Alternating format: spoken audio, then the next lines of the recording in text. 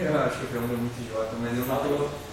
Pra mim eu posso associar sempre torção com realmente torção do espaço, entendeu? Geometricamente, isso é Geometricamente. uma interpretação geométrica. Nós estamos aqui É diferente. falando, nós estamos tentando compreender esses objetos através dos graus de liberdade de campo de gauge. Claro que isso pode também. O que é um campo de gauge? Um campo de gauge é uma conexão no fibrado principal. Tudo bem, isso é uma interpretação geométrica. Mas o que é um campo de gauge? É um conjunto de graus de liberdade que tem uma interação com a matéria de alguma maneira. Então aqui é a mesma coisa. A torção, você vai poder dar já demos aqui na aula a interpretação geométrica dela. A interpretação geométrica da torção é que se você fizer, pegar um vetor e transportar esse vetor de A para B, ou de B para C nessa direção, se você fizer a transformação inversa daqui para cá e daqui para cá, ele não vai fechar. Tem uma interpretação geométrica em termos, de que você não consegue fechar transportes paralelos no espaço e tempo. Então, essa é a interpretação geométrica. São elementos geométricos do teu espaço. Mas nós estamos tentando ver, esse elemento geométrico, ele pode ser proveniente de uma formulação de graus de unidade, de uma simetria de Mas, por exemplo, como é que ficaria, pegando o formalismo de ar simétrico, como é que entra a torção? No formalismo de Einstein, o que é fundamental é a conexão afim. E a conexão afim, agora é o próximo passo dessa aula, a gente vai resolver a conexão afim com a torção. Então, o que é a conexão afim? O que é a torção? É a parte antissimétrica da conexão. Então, no formalismo de Einstein, a torção só entra quando você trabalha com uma conexão que tem parte antissimétrica. Sempre que você fizer relatividade geral com o símbolo de Christoffel, você matou a torção. O símbolo de Christoffel, por definição, ele é a conexão afim sem torção. A conexão aqui só tem parte simétrica.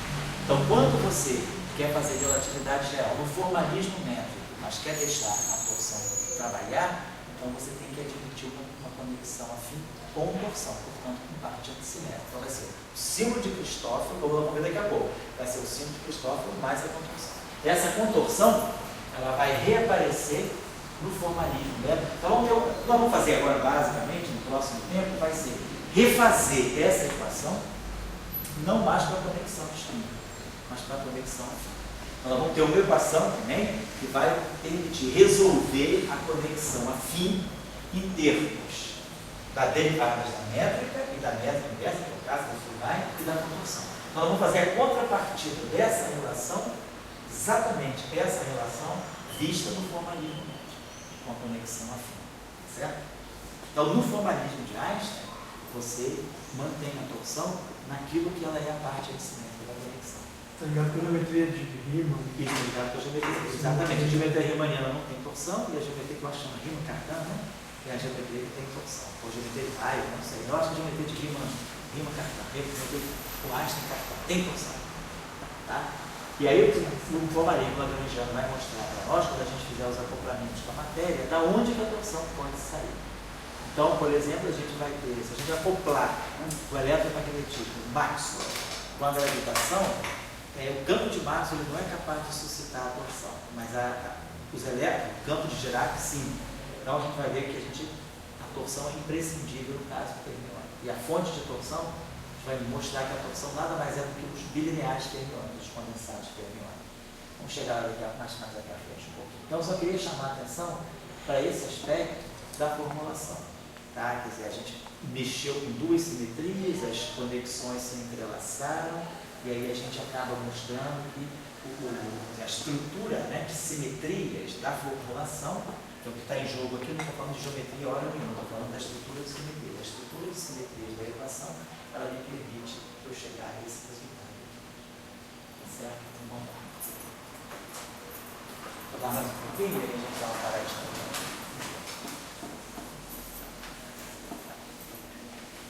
Então, essa aula de hoje realmente é um pouco técnica, nesse sentido, as aulas da semana passada, as 3 horas da semana passada, foi um pouco técnica nesse sentido, que a gente precisa preparar um material para a gente começar agora aí com formalismo lagrangiano e verificar como é que a formulação de Euler Lagrange leva naturalmente as equações da relatividade geral.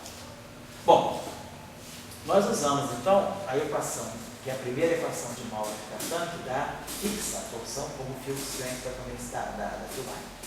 A segunda equação de Maurer-Cartan, que nós já tínhamos trabalhado, não tínhamos dado o nome a ela, é a segunda equação de Maurer-Cartan.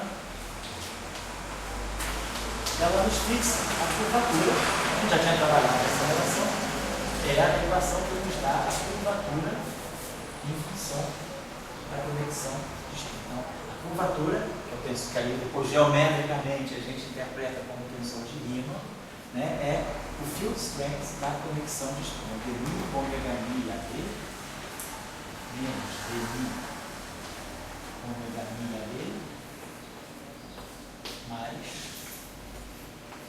ômega mi AC ômega mi CD. Só uma curiosidade. Você faz um artigo aqui que manda para uma revista de cosmologia de relatividade geral, onde a galera só usa Einstein. Eles não vão ler, né? Não, tem gente, tem bastante gente que faz isso. Mesmo nas revistas assim, mais, vamos dizer, mais clássicas na gravitação, eles tomariam, tem uma galera que lê isso. Né? Certamente se tem um trabalho com torção, eles vão mandar para o professor Hell, na Alemanha, pode mandar para o Milk, no México. E a galera, tem um alemão que trabalha, é ex-discípulo do professor Hell. Mas tem todo o povo da supergravidade, na supersimetria, na supergravidade, a gente usa direto isso aí. Então, toda essa galera da super Desert, todo mundo que faz supergravidade total, todo mundo Ferrari, tem uma tribo grande que trabalha só com essas coisas. Então, quem está mais ligado com essa formulação de supersimetria, supergravidade, sempre trabalha com esse formato de primeira ordem e vai conexão de o formalismo métrico, ele é muito útil para quem vai resolver realmente as equações, calcular configurações, resolver tiragens métricas, dado uma distribuição de matéria e energia, tirar a solução. Ela é útil para isso, mas quando você quer fazer acoplamentos, você quer estudar mais aspectos quânticos da gravitação, aí realmente esse formalismo é melhor. Porque se você pensar que quando você vai pegar a gravitação normal, né? Então, a métrica, a gravitação einsteiniana é muito boa para você fazer um estudo, vamos dizer, clássico no sentido não quântico, relativístico, mas não quântico, né? Que quando você começa a considerar que os campos flutuam, que a métrica flutua, você acaba tendo mais simetria. Porque a métrica, pelas equações de movimento, ela tem uma simetria bem definida, mas a gente sabe que a métrica, num espaço-tempo, ela não é o objeto mais fundamental. A gente sabe que existe um objeto mais fundamental, pela geometria diferencial, ensina para a gente que você pode fazer todo o teu cálculo local. Em cada ponto, você vai fazer o cálculo, o teu cálculo é feito ponto a ponto. Então, isso mostra que a métrica ela tem um objeto mais fundamental, que é Filbert. Então, quando você vai estudar flutuações da métrica, você já está estudando flutuação de um objeto que já não é tão elementar assim, o objeto mais elementar é Filbert. Então, quem realmente deve estar flutuando no teu espaço-tempo, quando o teu espaço-tempo começa a flutuar, ou seja, a geometria começa a flutuar, você, na verdade, está flutuando os espaços tangentes. Então, você está flutuando, na verdade, a Filbert. A flutuação da métrica deve ser induzida pelo Filbert. Então, por isso que quem trabalha mais com gravitação quântica, quem trabalha mais com supergravidade, que é acoplamento do modelo padrão, com a gravitação, que tem ferro, você precisa ir no Filbert. Porque a Filbert é que, da mesma forma que o ferro, o campo espinorial, é a estrutura mais fundamental do espaço-tempo, a Filbert é também a estrutura mais fundamental de uma geometria natural. E nas teorias de grande unificação, por que quebra? O que está dando problema? Não, porque aí nas teorias de gravitação você não tem gravitação. Então, não, tudo bem, mas assim, se eu quiser uma teoria, por exemplo, eu vou fazer aqui não. vendo a eletrofraca, QED, QCD, para mim está tudo em pé de vontade, está dando super certo. Não, eu não vejo onde dá problema. O problema da gravitação a gente vai falar na última aula, que vai ser o problema da renormalizabilidade. É só isso. Esse é o grande problema. É só isso. É só isso. Ou é unitário ou é renormalizado. Esse aqui é o grande dilema. Quem resolveu a questão foi a teoria de Corda. Se você quer hoje falar, eu quero uma teoria de gravitação que seja renormalizada, unitária, ou melhor, até finita. Unitária, aí a teoria de Corda chega. Mas aí você tem que entender que essa teoria está formulada em dimensões mais altas. Como é que eu faço a redução de dimensão mais baixa? Mas é uma teoria E de gravitação, eu tenho uma teoria quântica de gravitação calculável se eu usar o cenário dos corpos. Tá? A questão é, agora você diz, será que Borava Lifshitz faz isso? Será que loop quantum gravity faz isso? Uma das tantas formulações de loop quantum gravity faz isso? Então, qual é a gravitação, né? Lovelock, o que é a gravitação quântica? Realmente a gente está em busca, a gente não sabe o que é. Tem várias possibilidades. Eu lembrei até dos comentários de vocês. Eu tive semana passada no Encontro Difícil do Norte e Nordeste. Fui lá em Salvador, né? Aí o David Gross estava lá. O Gross estava lá? O David Gross estava lá, ele deu uma palestra sobre física fundamental, né? E ele falou só de coisas básicas. Fundamental, física. Ele falou coisas básicas, tipo teoria de campos, teoria de cordas, né? Aquelas coisas fundamentais. Só que quando ele falou, por exemplo, em teoria de gravitação quântica, ele só falou de cordas. Não, para ele são cordas. Para ele, loop quantum gravity não existe. Mas eu perguntei pra ele, eu fui o... A religião.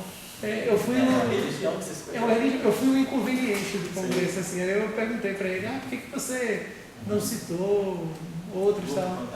Aí ele respondeu assim, eu acho ele respondeu assim, eu acho loop quantum gravity uma teoria fracassada, chata, indigna de crédito. É a briga deles, é a briga da destruiu, assim. Ele falou da sua maneira forte? Falou. Eu disse, em inglês, assim, I think that's a theory. Ele chegou assim, you were talking about loop quantum gravity. For me, this is a failed, naughty, boring, wrong theory. Assim, bem taxativo, né? Bem demais, né? Aí, no final, eu conversei com ele, assim, aí ele deu outras razões. Pelo qual ele é a favor das cordas. Aí uma, que é uma boa razão, é o fato de o limite de baixas energias cair na relatividade geral. E a outra é que ele diz que vários aspectos da teoria de campos podem ser olhados do ponto de vista de cordas e tal. Eu entendi como uma referência à correspondência da SCFT, eu não sei se tem alguma outra coisa por trás, assim. E a loop quantum gravity, simplesmente não falou mais, assim. Pessoalmente, teoria de cordas não aceita loop quantum gravity, eles esquecem. Mas eles nem cogitam a possibilidade, assim, eles nem cogitam a... Não É que ali, a loop quantum gravity se envolve só com resolver o problema, ela se pretende resolver o problema da gravitação quântica. E o problema da loop quantum gravity é que ela não acoplou ainda com a matéria. Você ainda não tem uma teoria que acopla matéria com a gravitação. A teoria de cordas é dentro da unificação. Ela consegue te gerar um modelo padrão acoplado com a gravitação. Ela não consegue te fixar um esquema unificado único, mas ela consegue unificar. Ela só não te dá um cenário único. A loop, Como assim não te dá um cenário único? Não, ela te dá muitas possibilidades de unificação. A unificação não é unívoca. Ao passo que a loop quantum gravity ainda não unificou, porque a loop quantum gravity você realmente, na verdade, não sabe nem colocar perna nessa conta. Você só resolveu o problema da gravitação pura. Gravitação desacoplada da matéria. Pura. A loop quantum gravity é geométrica, né? É como se fosse M1000 puro, já faz bastante sentido, já tem propriedades interessantes, claro. Porque você quer acoplar com o modelo padrão, no final de tudo, né? Aqui. Caminho. Aqui? Tudo isso é caminho você deve? O loop quantum gravity. Tem alguém que faz loop quantum gravity? Não, Então já responde. Mas o plano é a função da casa do mundo. Eu não sei, tem que perguntar a nossa aqui, você sabe, a nossa posição você sabe. Young Mills, né? Qualquer coisa, cair em Young Mills está bom. A teoria de gravitação, a teoria de cordas está. O que eu acho interessante da teoria de cordas é justamente isso. Você consegue reportar o Young Mills da teoria de cordas? Se você, por exemplo, não souber teoria de cordas, você consegue fazer Young Mills. Nunca ninguém chegou a cordas por causa de Young Mills. Então, Young Mills, mas ele está lá dentro, guardadinho dentro da teoria de cordas. Então, você consegue reportar todo o formalismo de Young Mills da teoria de cordas e trazer, o que é interessante justamente é isso. A teoria de cordas, ela te gera o Young Mills e você consegue reportar o Young Mills lá dos cenários das cordas e trazer para cá. E manter Young Mills desacoplado da escala de quebra de corda. Então, na verdade, a teoria de cordas, ela te gera Young Mills e ela ainda te restitui esse presente sem que você tenha que pagar nada a ela por isso. Então você ganha realmente um presente, você não paga tributo nenhum. A gravitação não. Quando você recorta a gravitação da teoria de cordas, você não consegue desacoplar, trazer a gravitação para as baixas energias, sem lembrar que ela vem da teoria de cordas. Então, esse é um problema que eu acho interessante da teoria de cordas, é que ela te gera Yang limpo. Ela não deixa marca do Yang. Então, você acha que isso mostra uma coisa boa. Se você, eu trago Yang para baixas energias, mas de qualquer maneira esse Yang está ligado à teoria de cordas. Então, de uma certa maneira, ela está influenciando naquilo que ela te deu. O que eu acho legal é que você recorta o Yang livre da teoria de cordas e traz para cá. Com a gravitação, não. A teoria de cordas ela está amarradona com a gravitação. A gravitação você não consegue fazer isso. Você consegue recuperar Einstein? Oi? Recuperar Einstein. Você recupera, mas aí você perde ali a normalizabilidade. Porque se traz Yang Mills lá para baixo, porque qual é o problema de você trazer uma teoria para o limite de baixas energias? É você truncar grau de liberdade. Aí quando você perde grau de liberdade, você perde unitariedade e normalizabilidade. A gente trabalhou isso aqui no curso de QED. Quando você corta uma teoria e você trunca grau de liberdade, você perde unitariedade. Porque você já não tem mais um espaço completo para mostrar a unitariedade da matriz S, e você também pode perder em renormalizabilidade porque você tem flutuações que não se cancelam. Então você consegue retirar Yang Mills da gravitação e manter Yang Mills renormalizável aqui embaixo, das cordas. Com a gravitação não, quando você tira a gravitação das cordas, você até ganha Einstein, mas aí do ponto de vista quântico ela não é renormalizada. Então é porque você realmente perdeu o grau de liberdade que você não poderia ter perdido. Esse propósito do derivado superior. Que é um propósito parcial, exatamente, de tentar ver se você recupera. Mas a verdade, a questão é que nós colocamos grau de liberdade. Então não é colocando derivado superior, às vezes não é colocando função.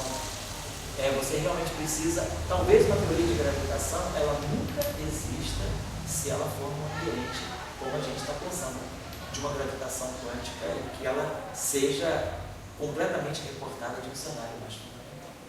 Talvez a gravitação ela peça uma modificação mais abrupta mesmo na nossa concepção daquilo que é o campo. Agora, nesse parâmetro vai dizer, você digamos se a cada aluno, se a cada aluno se admitiu a ser uma Yang Mills antirreducionista e jogar para esse formalismo, eu acredito que você consegue ter uma gravitação humanizada. Porque no caso da física da luz, etc., todas as coisas que tem de bom da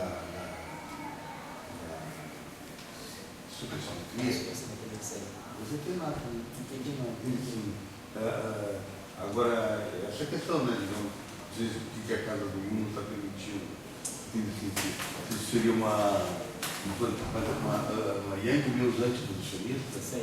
Não, tudo isso é uma proposta. Eu sou só para vocês falarem dele, eu sou muito defensor. Para mim, um ponto fundamental em física, que é muito falado, é o confinamento. O confinamento para mim é o ponto mais. Eu sou um físico, só tenho duas coisas. Para mim, confinamento e invariância da luz. E o confinamento, o que ele fala? Ele fala que os últimos constituintes estão proibidos de você não pode mentir. Então você não pode fazer física direta em cima dos últimos constituintes. Ele fala quarto aqui, não vamos discutir, mas ele fala quarto, bota, mas você nunca mediu, nunca sabe nada desse quarto que está falando. Bom, então, qual é a resposta ao confinamento? A forma é você estabelecer conjuntos. Então, como você gosta de falar, multipletos já é conjunto, você, famílias já é conjuntos. Então, você tem estruturar a simetria a partir de conjuntos. Então, você estrutura a simetria abeliana, tudo aí. E você estruturando a simetria em função do conjunto por isso aí, eu acredito que possa ser normalizado. Agora, eu sou uma reflexão para vocês aí da casa do sentarem. Uma reflexão para a gente sentar e também você tem um resultado mais concreto também, né? Não, mas eu tenho um resultado concretíssimo, entende? Não isso aí. Não isso aí. Tá certo, eu estou falando isso aqui, eu acho que isso aqui o problema é que cada coisa você tem que saber qual é a gravitação. Não pode fazer isso. Mas acontece o seguinte, você sente que o que acontece com a normalidade, você está falando só de uma coisa, Yang Mills. Então, Yang Mills, abeliano, não abeliano, só uma coisa, Yang Mills. Você sente o que está acontecendo naquela ali. Daí, bom, você presume que possa. Então, essa Eu reflito mais, porque tá certo. eu vejo que a casa do Uno, ela está muito... Não, a casa do Uno é muito aberta. Você não falaria isso em qualquer lugar. Aqui tem espaço para todo mundo falar. Pois não. Uma coisa que o senhor falou que eu peguei bem que talvez fosse necessário um ponto de vista mais abrupto sobre a nossa concepção sobre o que é campo. O que é campo? O campo ele mede o que para você? O campo realmente está associado só a partícula? Será que, pois é, ele não poderia estar associado a estruturas mais complexas do que partícula? Né? A gente está associando a nossa noção de campo é campo, partícula pontiforme. Partícula é uma estrutura interna. O que é um campo agora, se você tem um objeto composto? O que significa um campo? Você tem uma teoria de campo para um objeto composto. Tem uma formulação muito aproximada da teoria de campo, que é o formalismo de Peterson Peter, que é você estudar estados ligados em teoria de campo, que é uma outra coisa. Mas o que na verdade, o campo está mentindo para você? Estados ligados a de um átomo de hidrogênio ou de partículas? Não, você pegar, por exemplo, um estado de um elétron, um espalhamento de elétron com um próton, por exemplo, e você mostrar que nesse espalhamento, nesse processo de espalhamento, você detecta a formação do estado ligado. Então, por exemplo, a própria supercondutividade, você chegar aos pares de Cooper, aos pares condensados, como sendo estados ligados a partir de uma certa dinâmica de campo. E por que é super aproximado? É muito complicado, porque a formulação é perturbativa e você tem equações íntegro-diferenciais que você só consegue resolver perturbativamente ou às vezes numericamente. Você não tem formulações exatas fechadas, e aí é muito aproximado. É uma teoria de perturbação que você arranja modos de fazer somar, você define critérios de somabilidade que não são únicos. Como concorda que o campo é a partícula? O que é uma partícula? Agora, uma coisa que eu faço isso. Então não sou. Onde é que está em sequência? Está em sequência, então tá. O que tem no campo? Um cordista. Se eu fosse perguntar para uma corda, o que é uma partícula em um campo? Para a corda. Tem sempre uma corda. Não está certo, mas a corda é um objeto estendido que vibra. Para a corda, a partícula, ela vai aparecer da mesma forma que o oscilador harmônico. O que está em jogo no oscilador harmônico? As frequências. Então você tem um oscilador harmônico, você tem os níveis de energia do oscilador harmônico. Então os níveis de energia do oscilador harmônico são os estados desse oscilador harmônico. Na corda, o que são os estados da corda? São os possíveis modos de vibração. Então, as frequências de vibração da corda é que vão dar para você, os modos de vibração, os modos normais de uma corda é que vão dar para você as partículas. As partículas estão associadas a modos de vibração da corda, não a campo.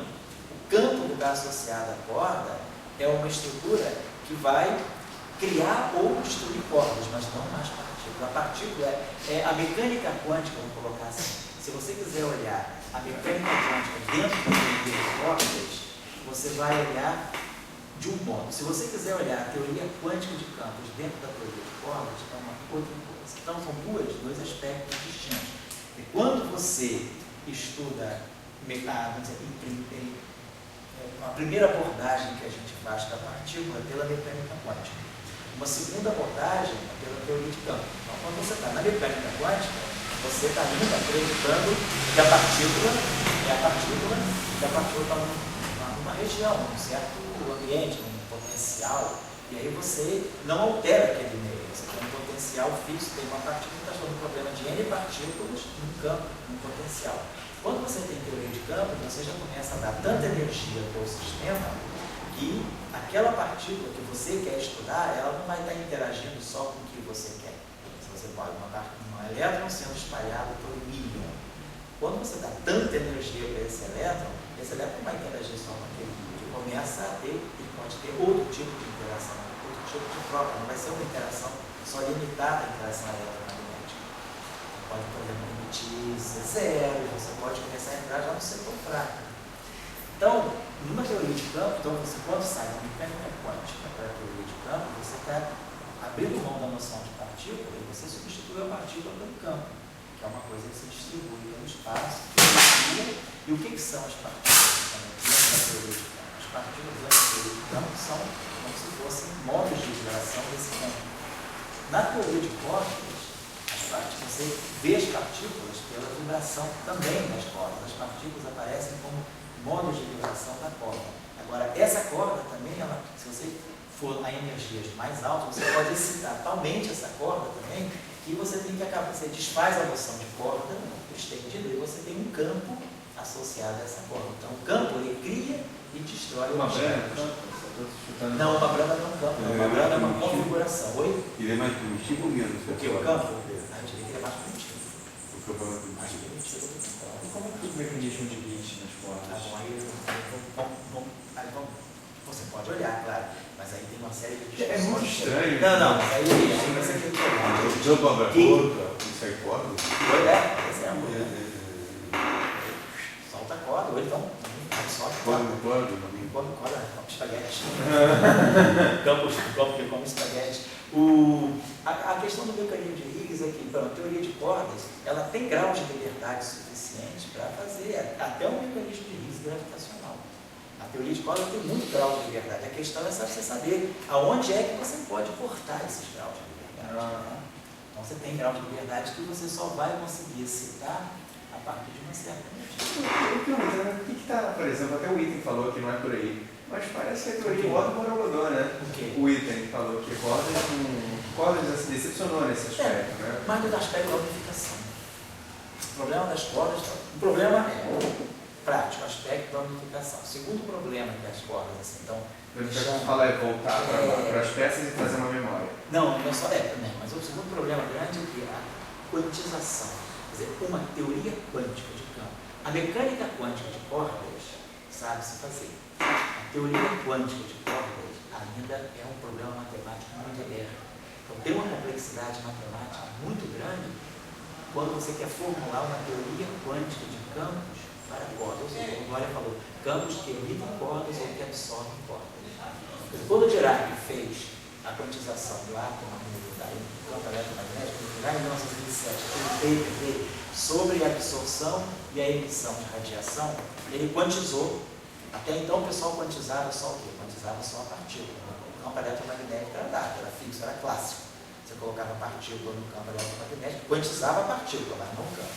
Quando Dirac foi estudar o processo de emissão e absorção dos átomos, ele quantizou o campo eletromagnético. Então ele criou uma teoria quântica de campos, agora uma teoria quântica para o campo eletromagnético, não só para a partícula que experimenta o campo. Na teoria de cordas é a mesma coisa. Você agora precisa tirar, tem uma mecânica quântica para as cordas. Então você sabe o que é a função de onda de uma corda, funcional de onda. Agora a questão é, eu consigo fazer uma teoria quântica de campos para as cordas, ou seja, eu tenho uma estrutura matemática confiável, calculável, que me permite absorver e emitir cordas. E essas cordas, por sua vez, elas vibram e dão novas partículas. Então, o problema é complicado nesse sentido. Então, o item, muita gente está um período de... São os altos e baixos, né? Dizendo que, quer dizer, a complexidade matemática é muito grande na hora de você formular uma teoria quântica de campos para cordas. Mas uma mecânica quântica de cordas, você consegue formular um modelo sigma não linear, os modelos sigma, como a gente estuda no começo do campo de curso aqui, não da forma que eu dei, mas a estrutura de a mecânica quântica de uma corda, você pode fazer via modelo sigma não linear. Você sabe fazer mecânica quântica para corda. Ou seja, eu sei fazer mecânica quântica para objetos que são estendidos. Então, qual é a amplitude de probabilidade de um processo, dessa corda emitir grávidos, isso eu sei. Agora, fazer uma teoria quântica de campos para corda, fazer um espalhamento corda a corda e calcular esse espalhamento corda a corda a ordens mais altas, a loops mais altos, esse é o grande problema matemático. O gerador funcional, que é a teoria de cordas, como parametrizar o espaço de graus de liberdade. Tem uma discussão complexa aí de geometria algébrica, de topologia, é um problema matemático complicado. Só então eu acho que essa a razão assim, de um certo desânimo que está tendo em termos de teoria de campos. Mas depende da pessoa. Então, se você falar com o Natan Berkowitz, o Natan é otimista, ele sabe das dificuldades do problema. Mas ele, por exemplo, é uma pessoa que milita nessa área, ele trabalha nisso com otimismo. É difícil agora. Como muitas coisas foram difíceis quando foram formuladas, e depois acaba se resolvendo. Né? Ou não acaba se resolvendo, mas às vezes muda-se a formulação. Talvez, ao terminar o discurso, talvez porque você quer resolver o problema de teoria de quântica de campos agora, usando mais ou menos aquilo que você já usa na teoria quântica de campos, integração de caminho, integração funcional, via integral de caminho, você quer usar o formalismo operatorial, ou talvez a teoria quântica de campos para agora, ela peça uma abordagem bastante diferente do que foi feito para campos, teoria quântica de campos para partículas puntiformes. Quer dizer, uma teoria quântica de campos para objetos estendidos não deve ser naturalmente uma extensão do formalismo da teoria quântica de campos para objetos puntiformes. Pode ser que seja uma mudança radical. Não sei, né? Seguinte, eu vou aperfeiçoar uma teoria e chegar na outra, pode ser que eu não seja isso. Né? Como dizia lá o velho Salão, se você aperfeiçoar a vela, você pode nunca chegar na lâmpada elétrica. Tá? Então, se você aperfeiçoar a teoria quântica de campos para objetos puntiformes, você pode nunca chegar na teoria quântica de campos para objetos exteriores. Talvez seja uma outra formulação, uma outra matemática até. É um problema que é complicado, mas assim, é um problema que é importante porque ele está fazendo repensar, inclusive, a relação entre física e matemática. Aí nós estamos Eu acho que tem uma questão do universo entre energia e persona. Energia? Persona. Persona. Persona. Persona. A partícula. Entendi. A energia você dá uma persona para ela. Sei. Agora, como é que você brevemente poderia dizer assim, como é que você vê essa relação entre energia e persona na mecânica quântica, na teoria de campo e nas formas? Como é que você usa? Por exemplo, a gente é uma pessoa, não adianta, o universo está aí, ele é árvore, né? Tem que criar pessoas. Não, você está falando assim, criar excitações. Essas excitações têm a sua identidade, né? E aí, digamos, como é que, porque todas as teorias são visões, né? Claro, são modos de se cumprir. Agora, fundamental é o seguinte, tem uma relação de energia no universo, nem tudo que é energia é persona, e tem persona que vem da energia do universo. Você está dizendo é campo. Qual é a relação entre campo e partícula? O campo é energia, mas nem sempre o campo é partícula. Né? O campo é uma maneira de expressar energia. A função de onda também é uma maneira de expressar energia. E a corda é uma outra maneira, cada uma é uma maneira fundamental. Esse é o meu fundamento. Então, por exemplo, essa coisa na corda, quem que é mais fundamental? O campo é mais fundamental que a corda, mas ele que é o preceptor. Então, o que é mais fundamental? O campo ou a partícula? E é o preceptor da energia. Pois é. O que é fundamental para nós, quer dizer, o conceito fundamental é a energia. Tanto é que a gente só trabalha com Lagrangiano, Newton. Para nós, o que é importante é a função de energia de um sistema. É isso que a gente quer olhar no fundo, Lagrangiano. A gente faz tudo por meio de Lagrangiano. Claro que tem os campistas, né, mais axiomáticos, que, por exemplo, abrem mão da formulação lagrangiana. A teoria de campo lagrangiana não existe. Então, a gente baseia a construção da teoria de campo por argumentação de funções de Green, estudo de domínio de função de Green, propriedade de cluster, uma série de você pode fazer uma teoria quântica de campos sem absolutamente escrever uma lagrangiana. É uma formulação. Você faz uma formulação mais construtivista. Para nós, eu vejo nessa visão assim, mais lugar comum, eu vejo que, para mim, o campo está associado, ele vai descrever algum tipo de distribuição de energia e momento no espaço. Se isso vai dar partícula ou não, tudo bem. Então, na minha opinião, o campo é mais fundamental do que a partícula. A partícula é uma possível realização de um campo. Com certeza. Mas o campo é o preceptor, na teoria de campo, da partícula. Você tem uma lagrangiana, na lagrangiana você vê a função de Green, tira a partícula, né? Então, ou não tira a partícula. Ou você tem um perceptor para a partícula. Agora, a função de onda na mecânica quântica, como é que se comparia? Não, porque a função de onda na mecânica quântica já tem uma série de pressupostos. Você já sabe o que é a partícula. Você já sabe em que meio essa partícula, está tudo definido. Você só quer saber, no fundo, a probabilidade dessa partícula fazer alguma coisa, mas você já sabe quem é ela já tem uma identidade. E você já tem um background estabelecido onde ela está. Ela está no potencial, ela está interagindo com isso, com aquilo, e ela que é o elemento quântico, é só ela que é quantizada. A mecânica quântica, ela te dá tudo praticamente. Você tem que fazer qualquer coisa. Então a partícula já está pré-definida. tirando uma questão da maquiagem. Tirar o seguinte, ela diz, não, Saulo está aqui, essa sala está aqui, está todo mundo aqui, Saulo vai entrar e vai fazer o que ele quiser. Vamos estudar só o Saulo, está todo mundo quieto, cada um de nós é um William sentado aqui, e você entra. E você entra aqui e você se posiciona frente a essa situação. Eu acho que a mecânica quântica é isso, você já pressupõe quem é a partícula. Vou estudar tal partícula em tais condições iniciais, na função de onda, você vai simplesmente dar o problema da evolução. E aí, claro, em eventos probabilísticos, você vai estudar a distribuição de probabilidade para certas coisas.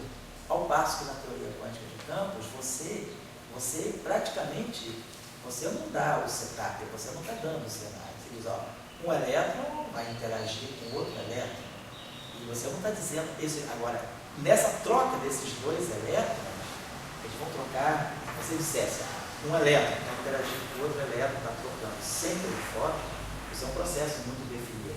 Mas se você começa a jogar energia no teu sistema, você dá cada vez mais energia para o teu elétron começa a fazer muitas coisas. Né? Ele começa a trocar fótons, ele começa a ter processos virtuais não triviais, ele começa a trocar V0, ele pode começar a trocar W.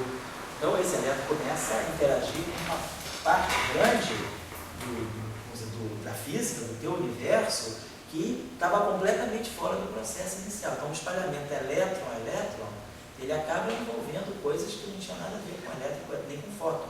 Você começa a trocar outros objetos mais fundamentais.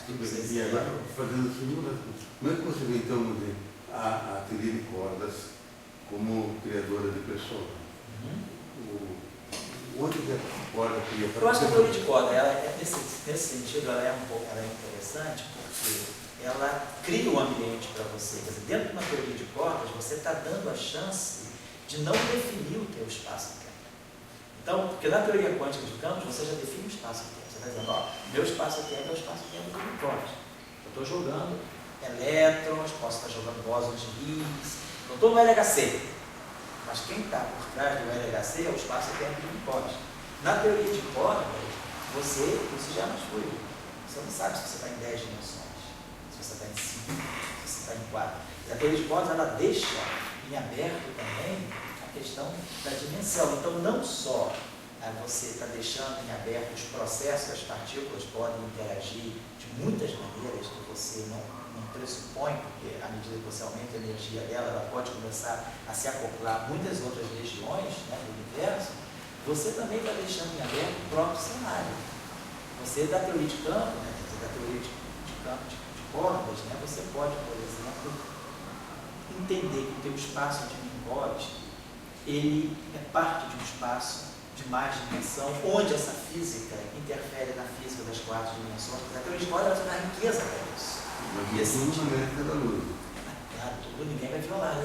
Agora, nem sempre, porque a teoria de cordas, ela tem grau de liberdade suficiente também, a dinâmica dela é forte o suficiente para te mostrar que você vai para certas regiões e você não tem mais invariância.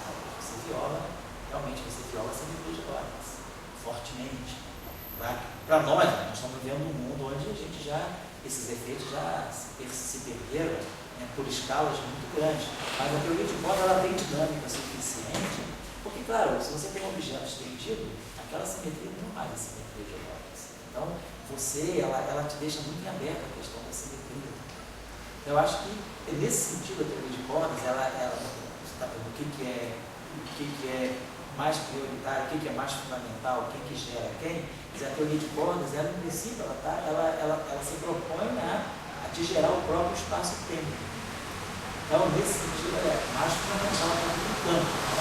O campo, ele é um objeto mais fundamental do que a corda como personificação, como persona.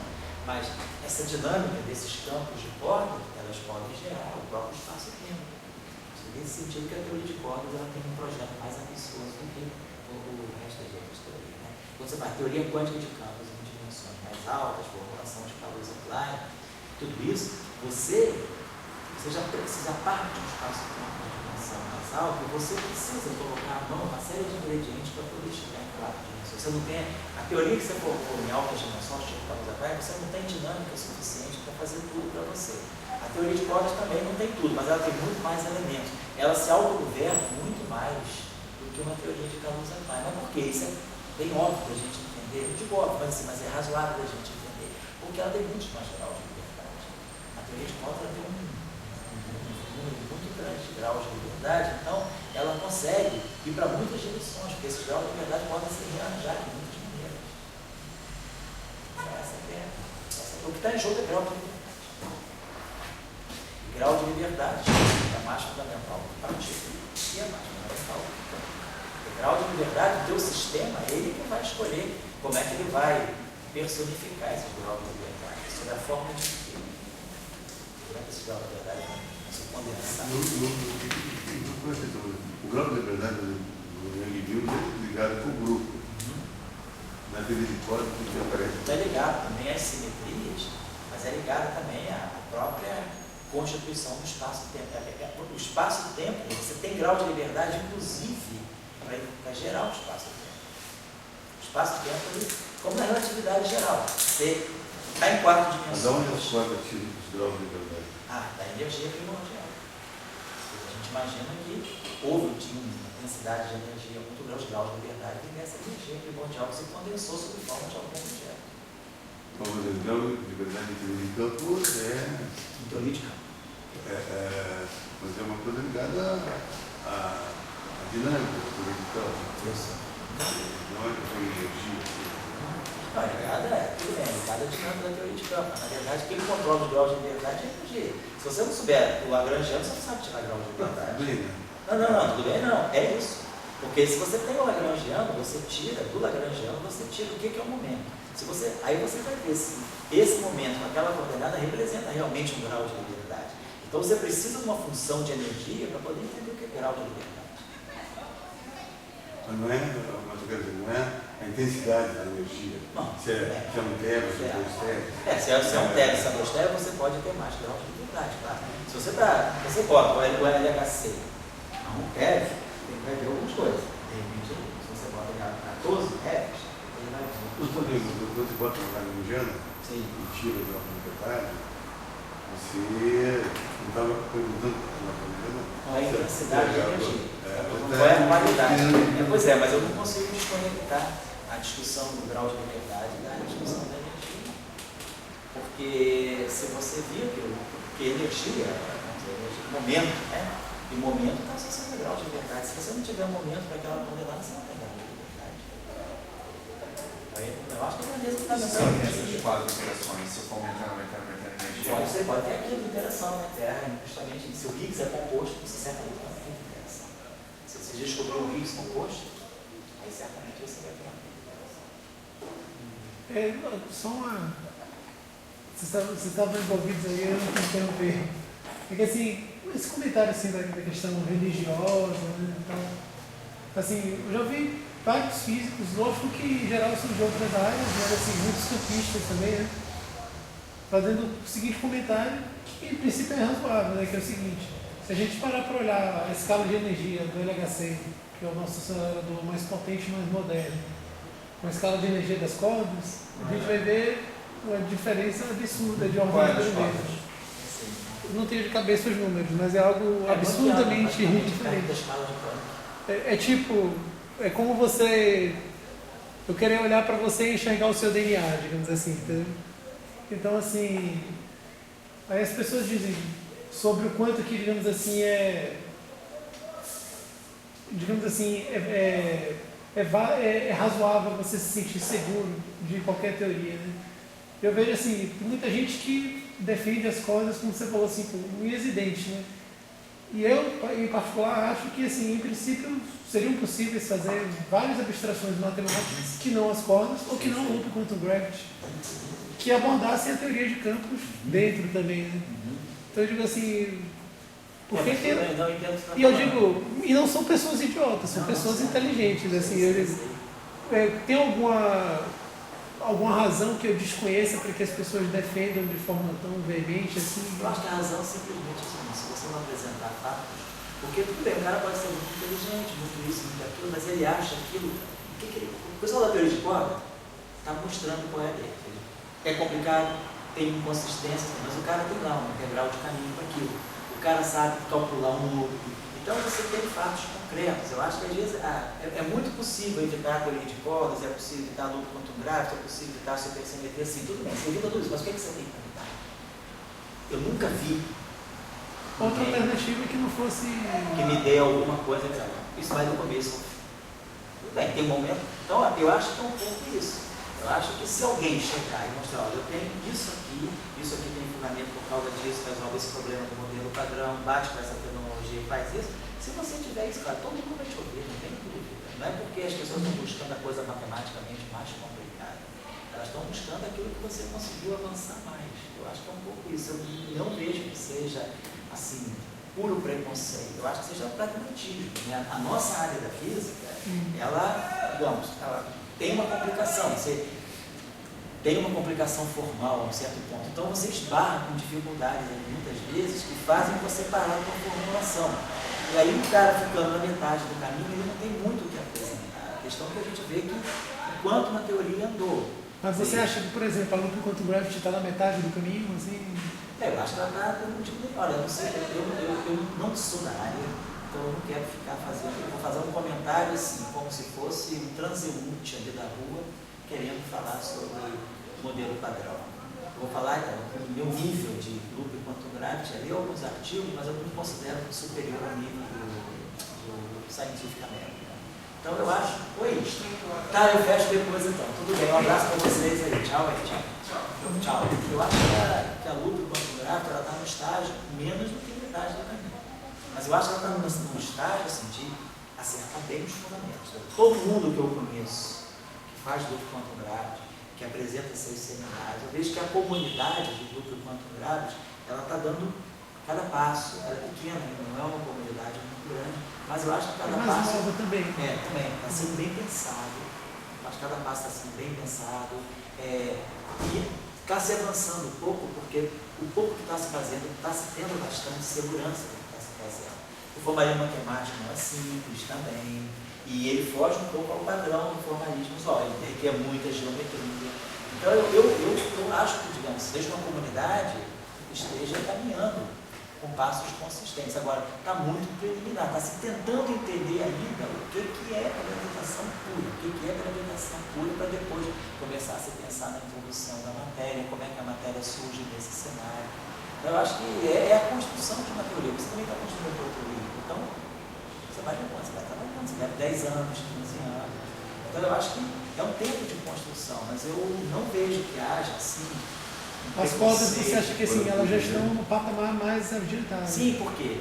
Porque houve um esforço conjunto maior. Tem mais tempo também, eu acho. As cordas, na verdade, no início da década de 70.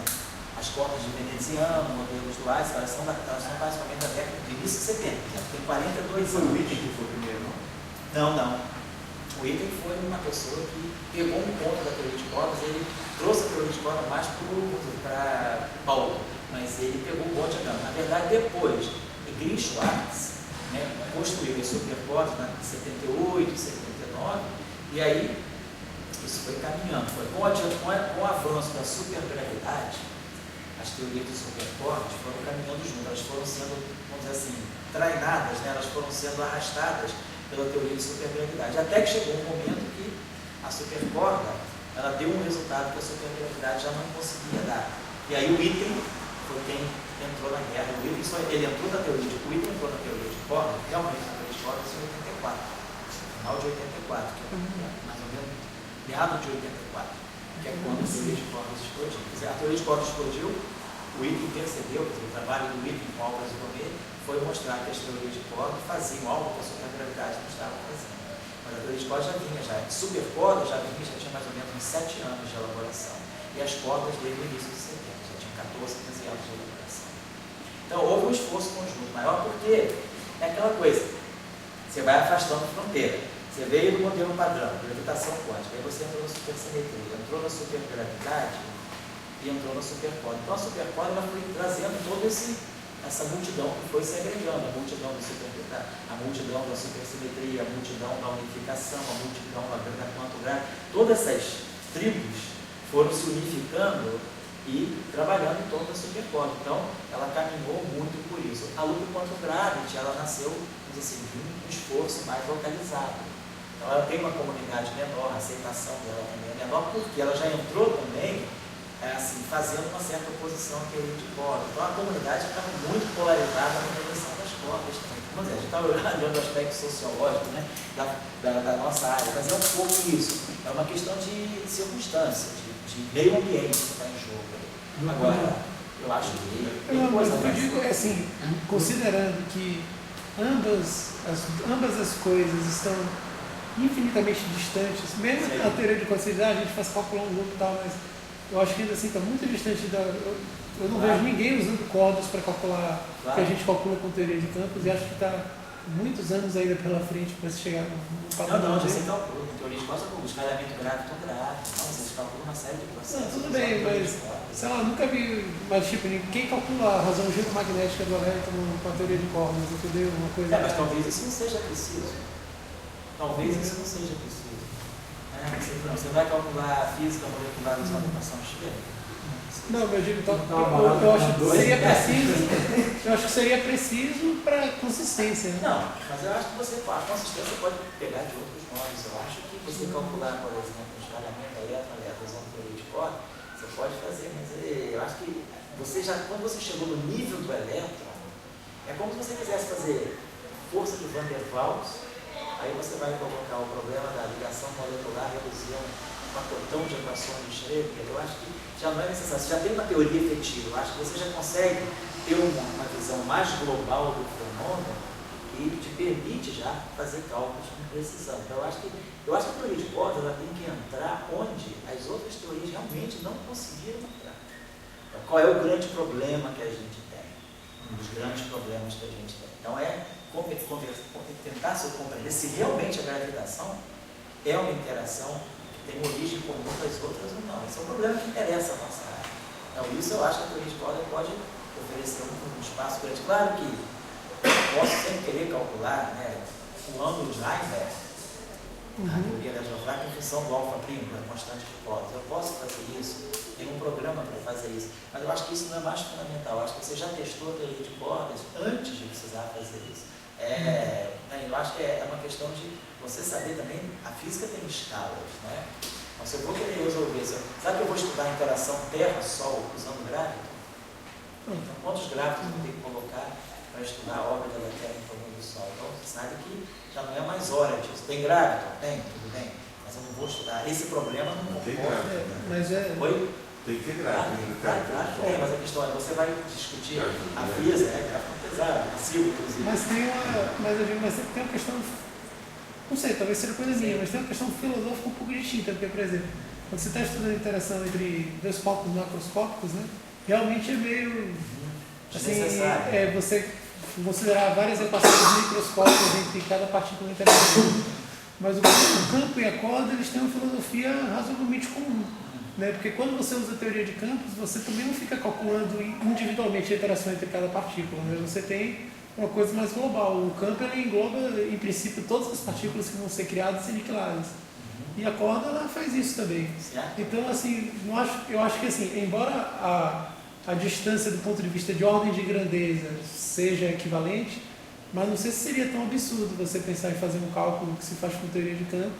Ou ainda uma coisa até mais fundamental do que isso, você obter a lagrangiana do modelo padrão, os diferentes setores, a partir das cordas. Isso você tem, claro. Todo, o modelo padrão todo você obtém. Você inclusive mostra que porque ele tem 3 gerações. Você consegue obter a lagrangiana total do modelo padrão como. Claro, dentro, claro, do pressuposto que você está fazendo um esquema de compactificação.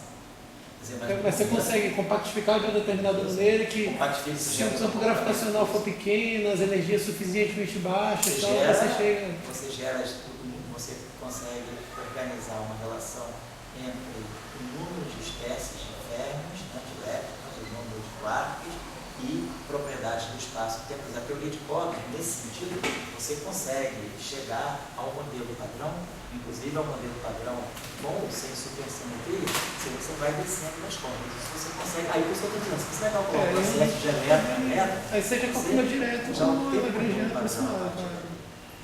Eu acho que um pouco a questão da teoria de cordas é, se você consegue, avançou-se muito nesse sentido, você consegue, porque o pessoal, uma crítica que você tem do quantum gráficos é uma crítica construtiva, não é uma crítica que detraia, né, que vai contra a imagem, porque se está nesse estágio, mas o que se espera, a hora que a aluna do quantum gráfico apresentar a introdução da matéria, conseguir introduzir a matéria, acoplar a matéria com a gravitação, ela vai ter, a hora que ela fizer apresentar esse resultado, ela vai ter um upgrade muito grande na trajetória dela.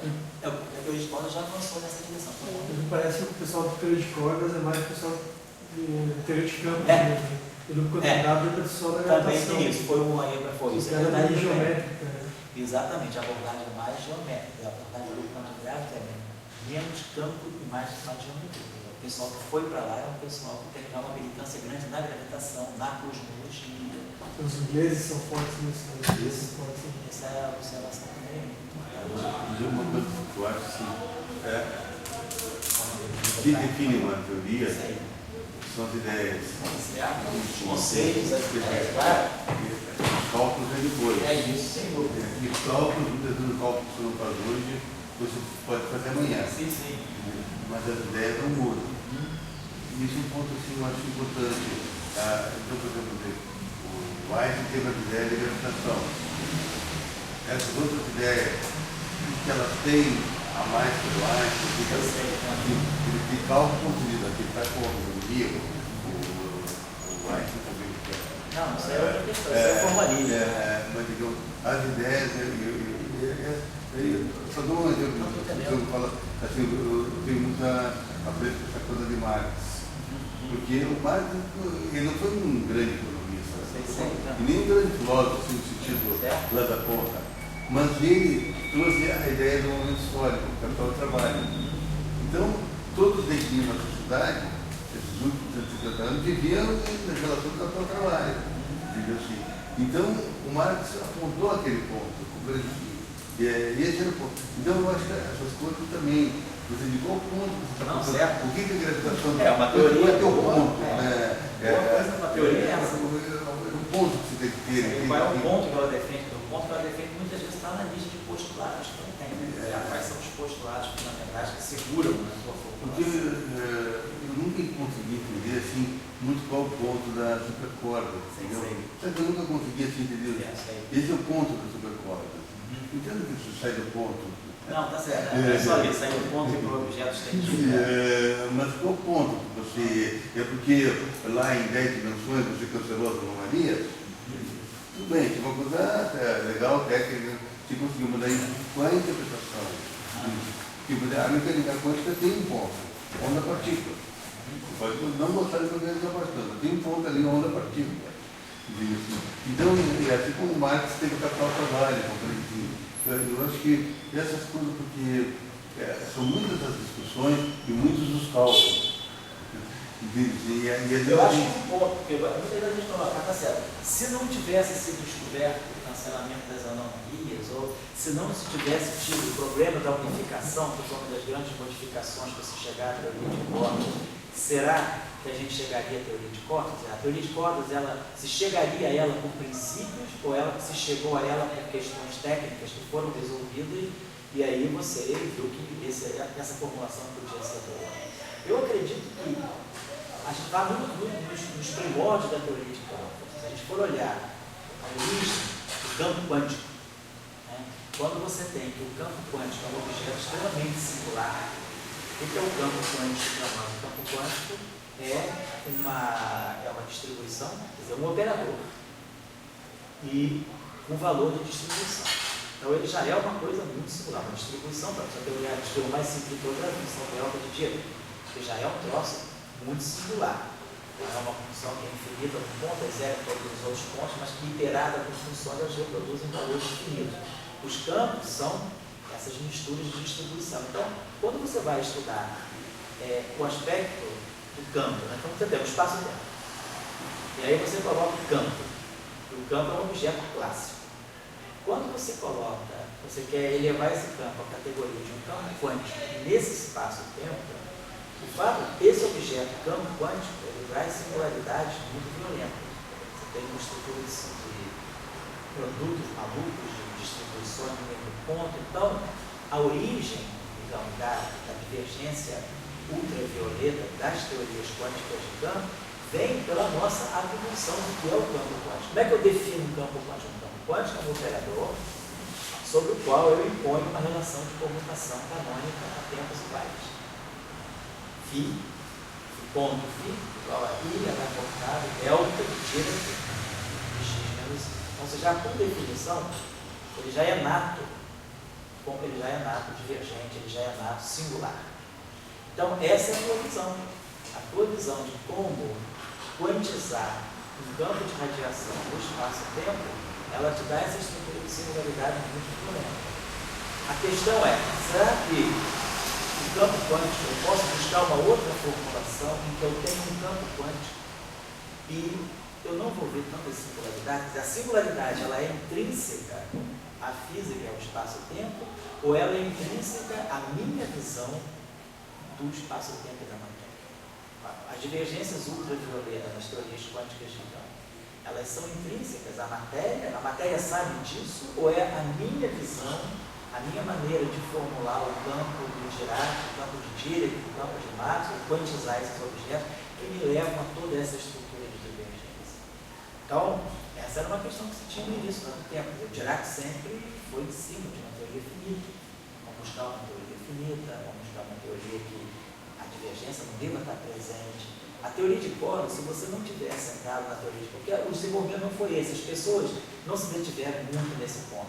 A eletrodinâmica quântica apareceu, resolveu uma série de problemas, e aí você foi, vamos levar a si mesmo, vamos carregar as divergências, a gente sabe renormalizar, o cara aprendeu a renormalizar, aí veio função beta, liberdade, foi tudo conspirando para você deixar esse problema meio de lado.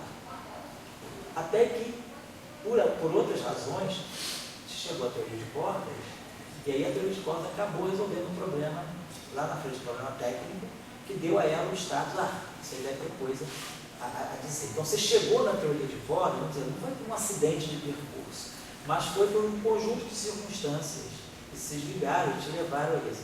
Mas você poderia perguntar, eu já tinha ambiente pré-modelo padrão para pensar em teoria de cordas? Como você diz, então, um princípio, eu não quero saber se cancelou a anomalia, se unificou, se resolveu o problema da gravitação. Isso são questões, vamos dizer assim, entre aspas, menores. Eu quero saber qual é o princípio. O que está em jogo quando eu introduzo uma teoria de campo para fora? O que eu quero com isso? Qual é o problema que eu quero compreender ou qual é o problema que eu quero resolver? Então, eu diria que se a gente vai na origem da teoria quântica de campos e a gente entende a origem das divergências, o que é um campo quântico, o que é um campo quântico, o que é um campo quântico? Essa formulação operatorial. Aí você vê que você tem uma outra possibilidade para abordar a questão da quantização sem necessariamente trazer todos esses infinitos. Então, se você fala, não, eu tenho uma teoria quântica de campos que ela já não é mais necessariamente associada à estrutura pontiforme do espaço-tempo. Eu já posso olhar uma estrutura mais complexa. Então, eu posso entender a partícula como um caso particular dentro dessa formulação. Então, eu vejo, porque é como a supersimetria. Todo mundo que não estuda supersimetria ou que conhece mal a supersimetria, acha a supersimetria é botar bóson com ferro, tá bom, ferro vira bóson, bóson vira ferro. Isso é senso comum. O que é supersimetria? Onde é que está a supersimetria? Eu preciso de partes para ter supersimetria? É preciso ter foto fotímica para ter supersimetria? Sabe que não. Essa é uma representação que eu dou para a supersimetria. A supersimetria é algo muito mais profundo do que a questão dos parceiros. Então, eu posso ter supersimetria sem ter parceiro. O parceiro ele veio muito bem porque ele resolveu um problema de uma física além do modelo padrão. Foi uma maneira que você conseguiu encontrar de encaminhar a supersimetria para a física de partículas. Aí você se acostumou com essa ideia, mas não é verdade. Você não precisa ter isso para ter supersimetria. Então, da mesma forma, eu acho que você não precisa cancelar a anomalia em monstros de relações, nem precisa resolver o problema da forma gráfica para ter teoria de corda. Se você quisesse dizer, qual é o princípio fundamental de uma teoria quântica de campo? Esse. Ao mesmo tempo que você responder essa questão, você vai estar vendo paralelamente qual é o problema que se introduziu na teoria de campo. Eu acho que o problema da corda é um problema estrutural. Ele não é um problema assim, de efeito especial, resolveu essa questão, é um problema circunstancial. Apareceu isso, historicamente foi circunstancial. Mas, do ponto de vista da física em si, é um problema estrutural. Ele é um problema. A minha pergunta é: o que é o campo quântico? Se a gente entender bem essa questão, a gente vai chegar na teoria de corda e outras coisas. Não só teoria de corda, pode chegar a outras. O problema todo é esse. Eu quero descrever a matéria, eu quero descrever os processos, eu quero descrever os processos quânticos através de campo. Então, eu quero elevar o campo clássico a categoria de campo quântico. O que eu estou fazendo? Ao fazer isso, ao dizer, esse campo virou um operador que satisfaz a essa relação de comutação, cara, eu já abri uma série de discussões. E aí você quer saber, essas discussões, elas são inerentes à física? Ou elas são inerentes a uma formulação que eu estou dando da física? Estou querendo estudar a interação de partículas fundamentais usando campos quânticos. Aí eu trago um monte de infinito, que eu sei renormalizar, aí eu vou dando sentido para tudo isso. Se você não tivesse esse campo quântico com o delta de Dirac, você teria teoria de cordas? Talvez eu não precisasse. Talvez você ia mostrar que você consegue fazer uma formulação evitando todos esses infinitos, né? E talvez eles lá, mas realmente eu não teria um ambiente para criar coisas. A teoria de cordas é uma teoria técnica. Mas é uma teoria estrutural dos nossos campos. Ela é tão técnica quanto a teoria quântica de campo. Ela é tão técnica quanto o campo de Dirac, ela é tão técnica quanto o campo de Massa. Ela não é técnica, ela é uma abordagem. Ela é uma abordagem para a questão de como a gente quantiza, na verdade, o campo. Se a gente olhar o problema da renormalização, se a gente pega o livro lá do York, o livro Gilman, fica bem claro lá o problema da multiplicação de distribuição de ponto. Então eu estou multiplicando delta de x por delta linha de x, quer dizer, o campo quântico ele te traz ele te coloca em contato com uma série de divergências que ele traz, aí arrasta consigo. Se a gente for olhar a eletrodinâmica do Scharf, tem até no livro, né? A eletrodinâmica que o Scharf usa, por exemplo, a visão quântica, a visão do campo quântico de Epstein-Glaser, que o Storar explicou para a gente na prova de 91, as aulas do Storar que ele deu sobre Epstein-Glaser. Então, ele mostrou claramente que você consegue fazer uma abordagem da teoria quântica de campos sem cair nesses infinitos todos. Não é teoria de corpos também, não é corpos, é campo. Você continua falando de partículas. Inclusive o Scharf, depois, fez um livro que é Finite Quantum Electrodynamics. Tem um livro do Scharf, não sei se na nossa biblioteca deve ter aquela série de Speaking Tracks in Physics. O livro do Scharf é da década de 90. É um livro muito bonito. Ele mostra que você consegue fazer uma QED sem precisar renormalizar nada. Ele muda os paradigmas lá, para ele, o que é o campo quântico, que princípios um campo quântico tem que ser. E aí ele evita os infinitos, mas ele calcula o espalhamento elétron-elétron, então ele calcula os processos. Então, eu acho que a questão muito é a nossa visão do que é o campo quântico. Então, se você quer evitar o problema do campo quântico, você pode entrar numa formulação de Epstein-Glaser, por exemplo. Ou você pode buscar uma teoria de corpos, você pode buscar uma formulação de teoria de corpos. Você vai perceber a partícula que você quer descrever, aquele campo, como não sendo mais simplesmente ela.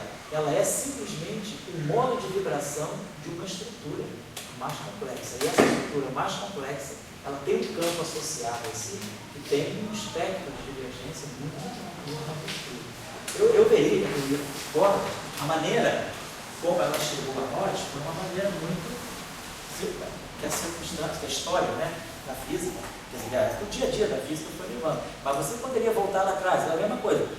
É preciso fazer supersimetria com parceiros? Então, será que eu não posso falar? Onde é que a supersimetria começa? A supersimetria começa no Deus resumindo, quando eu boto um bóson inferno? Isso já é uma representação da supersimetria. Isso aí já é uma maneira viciada de você dizer o que você quer que seja a supersimetria. Não está errado, mas já é uma maneira, você já tem um preconceito. Você vai olhar onde é que está a supersimetria. Você vai olhar na origem que você gosta tanto, que vai olhar essa luz. Quando você botou cone de luz, respeitou causalidade, você vai encontrar a supersimetria. Você tem que saber ler, você tem que saber procurar. Não adianta eu te dar uma mina de ouro se você não souber garimpar. Então Então você tem que saber, você vai garimpar dentro do espaço que você tem na próxima.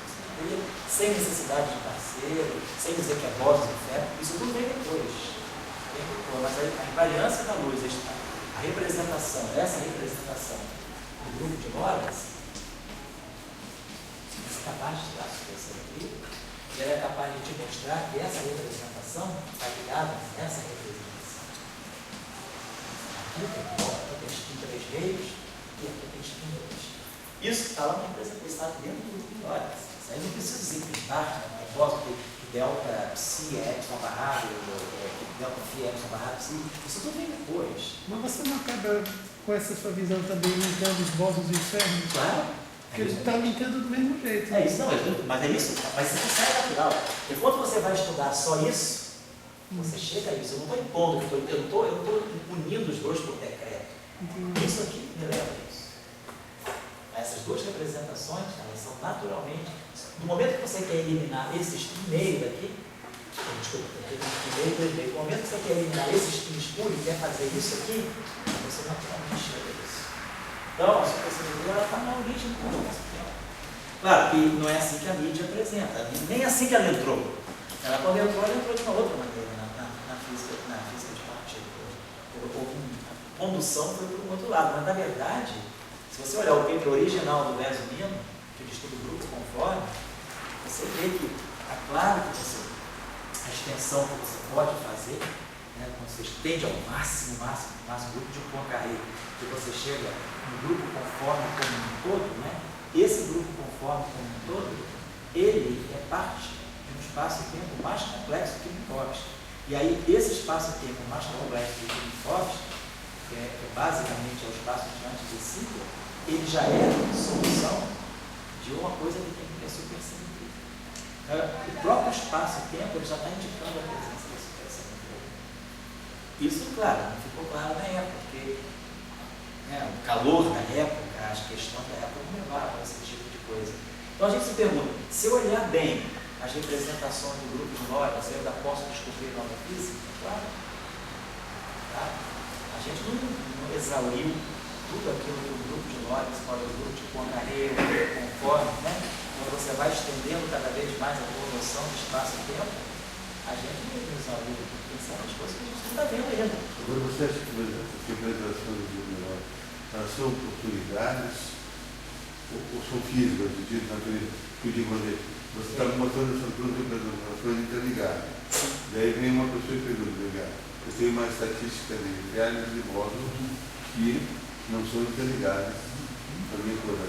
Então, será que isso aí significa uma oportunidade que vai dar luz dá para você construir a natureza? Agora, nem sempre essas oportunidades, sei lá, são lidas, nem sempre você consegue ler. Mas depois chega uma estatística, as oportunidades ali não, aquelas estatísticas elas não são ligadas. Pode ser que elas sejam uma outra estrutura, não sei qual é. Eu acho que, assim, a gente está trocando ideias aqui, todos nós estamos trocando ideias, né? Ninguém está ensinando nada a ninguém. Mas, assim, a experiência que a gente vem tendo, claro, desenvolvendo a física da nossa área, é que se você for olhar na origem de tudo, está tudo vindo do espaço. A raiz de tudo está lá no espaço. Se você quiser resolver o problema do infinito dos campos, a divergência ultravioleta, o problema está todo no espaço. Então, você é um problema sempre. Se a gente lê bem o espaço-tempo, você capta tudo que tem que ser feito. É questão que a gente, às vezes, não tem olhos para isso, e às vezes a gente precisa ler bem uma situação tendo um estímulo externo. Talvez uma situação de desafio te provoque a você ter que consultar o espaço do detalhe. Eu te pergunto o seguinte, você fala muito nisso. Você acha que a oportunidade está mais no espaço-tempo ou na representação? Porque a física, ela tem a representação acontece, pelo que a gente vê, mas digamos, no momento que o take your opportunity, a natureza do teste para a gente, está na representação. Quer dizer, se não apareceu o homem, se não apareceu o outro, então tem que existir os outros que não apareceram, que estão ali na representação. Então, e assim na representação do Delório, e diz um momento onde a natureza dela é uma energia e uma oportunidade. E se tem que ir opportunity, será que está, vamos dizer, na maneira que você vai construir espaço-tempo ou na maneira que você vai tentar laboratorializar a sua Acho que a representação? pergunta está lançada para todo mundo. Eu tenho minha visão, mas não quero dizer porque eu acho que vai ser o que vocês pensar bem. Pode ser uma que vem voltar a falar sobre isso. Eu tenho uma visão sobre o que você está falando e a visão não fica só na física.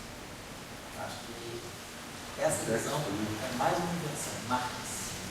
Sexo, não? Uma Marx. Marx. Se você leu uma. Se você entender Manifesto. Não. É materialismo dialético. Você vê aquilo que está ali, é exatamente o grupo, não é? É exatamente o grupo lá, as representações, as estruturas, as superestruturas. Eu acho que eu vejo muita coisa por aí. Mas vamos nos deixar curiosos. Não. Vai um pouco. Deixa o Saulo pensar. Saulo faz Não pra dá, gente tem um que speech acontecer. semana que eu não estou aqui, infelizmente, então na próxima encontro a gente faz um speech. Não, eu acho que essa questão é importante. Aonde é que você vê a coisa, né? Você vê pela representação ou você vê pela estrutura? Em geral, a física nos ensina que a gente vê tudo pela representação. O fato da vida, a gente encontra a representação. Depois da representação, aí você percebe que tem uma estrutura. Mas aí você vai consultar a estrutura, você vê que aquela representação não é casual. Eu acho que o espaço-tempo faz esse papel muito importante para ela. Eu acho que a gente está muito acostumado. A física te coloca em contato com a estrutura, a partícula, com a representação. A partícula é uma representação. A gente trabalha com representações, né, de estruturas mais abstratas, que aí talvez lá tenha tudo. A gente não conseguiu ver todas as representações daquela estrutura. Eu vejo um pouco isso. Eu acho que tem muito mais coisas escondidas no espaço-tempo. Pelo menos eu vejo, não no sentido, eu não antevejo, eu vejo olhando o histórico da ciência, da física. Se a gente começar a olhar, a gente começa a ver que tudo acaba. Você consegue trazer de volta para o espaço. As coisas mais impensáveis, na verdade. Então, eu acho que a gente talvez não tenha lido o espaço-tempo ainda completamente. Eu acho que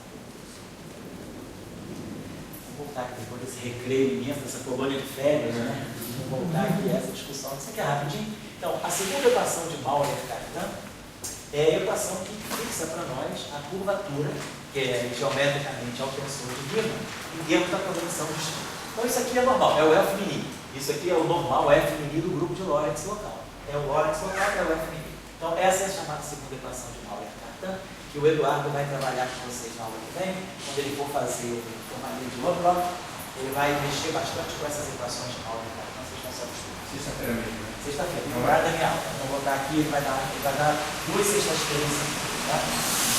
Bom, vamos passar agora, que é uma coisa também técnica e fácil de fazer, não é complicado? Vamos ver agora a contrapartida daquela relação. Nós fixamos a conexão de spin em termos da Filbine e da contorção. Vamos ver que agora, se a gente não lê a conexão de spin, se a gente está no formalismo métrico, que a gente consegue ver a conexão afim também como função da métrica e da contorção. Então vamos tentar agora olhar o análogo da equação de Maurer-Cartan para a torção. Vamos tentar tirar o análogo dela no formalismo. Então, analogamente, né?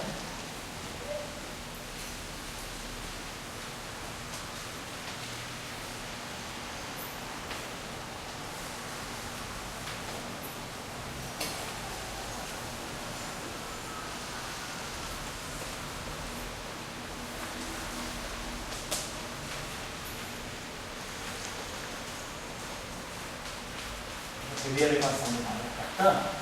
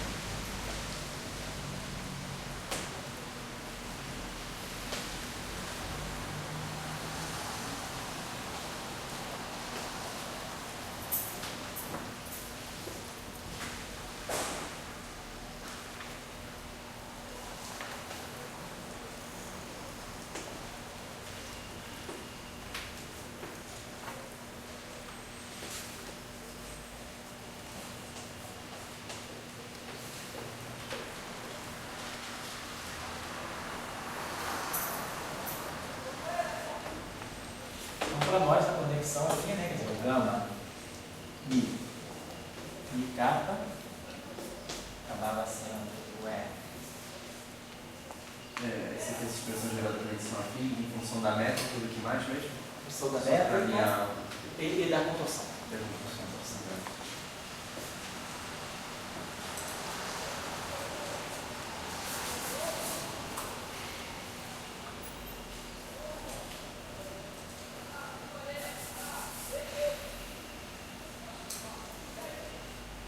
pergunta. Essa aqui é a nossa conexão.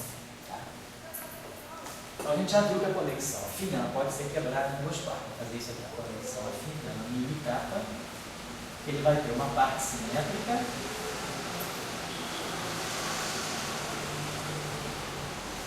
mais uma parte antissimétrica.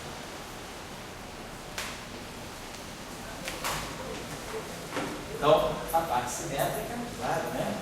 Isso aqui, esse objeto aqui não é necessariamente nem simétrico, mas eu vou decompor ele uma parte simétrica e uma parte simétrica. A parte simétrica, claro, é o meio, né? O gama mi kappa, mais o gama mi kappa mi. E a parte antissimétrica é mais o meio, o gama mi kappa, menos o gama mi kappa mi, né?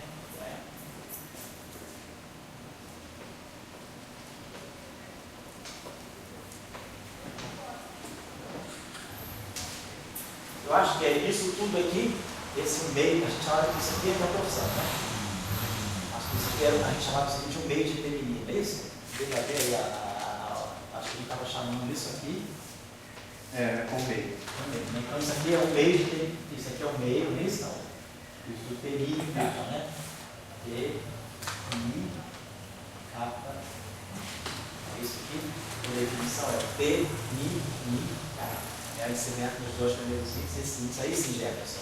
Esse índice aqui fica deslocadinho para lá, certo? Legal? É a nossa definição. Tem um fator meio, né? Então, então, o que nós sabemos precedentemente? Nós sabemos que, nós tínhamos visto que a derivada, se a gente pegar essa expressão aqui, derivada covariante da métrica, a gente já sabe fazer esse cálculo aqui. Isso aqui é DI, GI, menos gama lambda mi g lambda kappa menos gama lambda mi kappa g e lambda. Não sabemos isso aqui. Nós sabemos anteriormente, né, quem é o gama em função dos vezes. E sabemos quem é a métrica em função do zero. Então, essa expressão aqui, né, nós sabemos que isso aqui é igual a zero. Vamos deixar, acho que até como tarefa, mostrar que a métrica é covariantemente constante no momento que eu sei essa expressão aqui. Eu sei quem é isso aqui em função da Fulby, sei escrever a métrica em função da Fulby, então a gente sabe que isso aí dá para nós, isso aí dá igual a zero. A métrica covariantemente constante. Bom, então,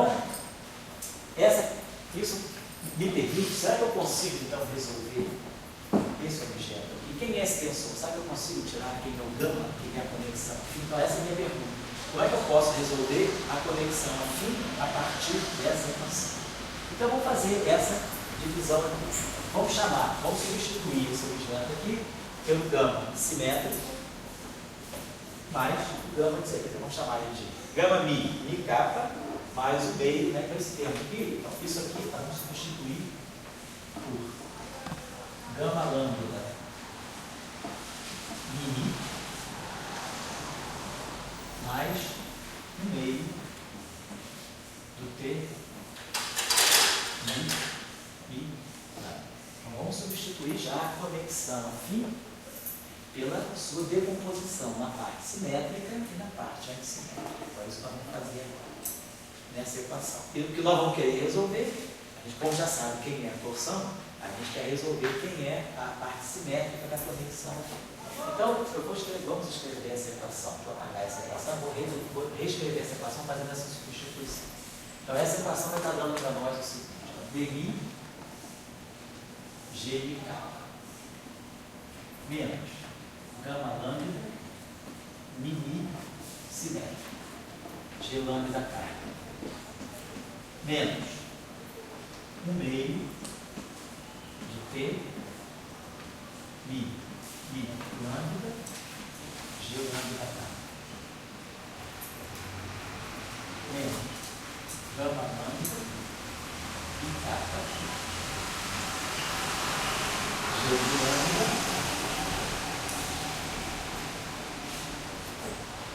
menos 1/2 de mi kappa lambda G lambda igual a 0. Certo?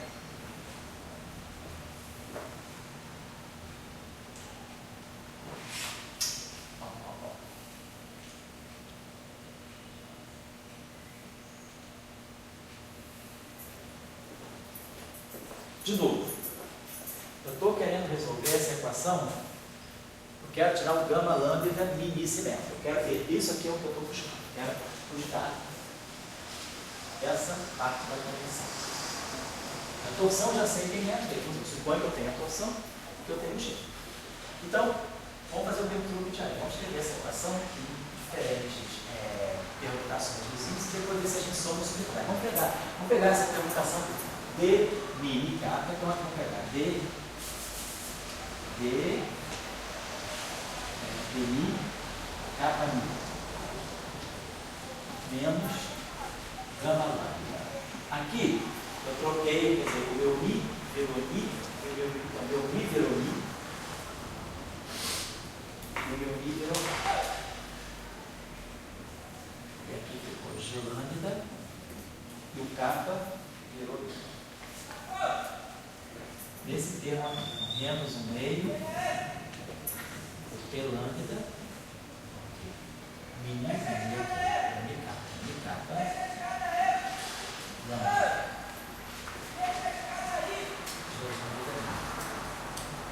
depois esse termo menos gama lambda. Então, aqui o mi virou mi, o kappa virou mi. E o mi virou kappa. Menos 1/2.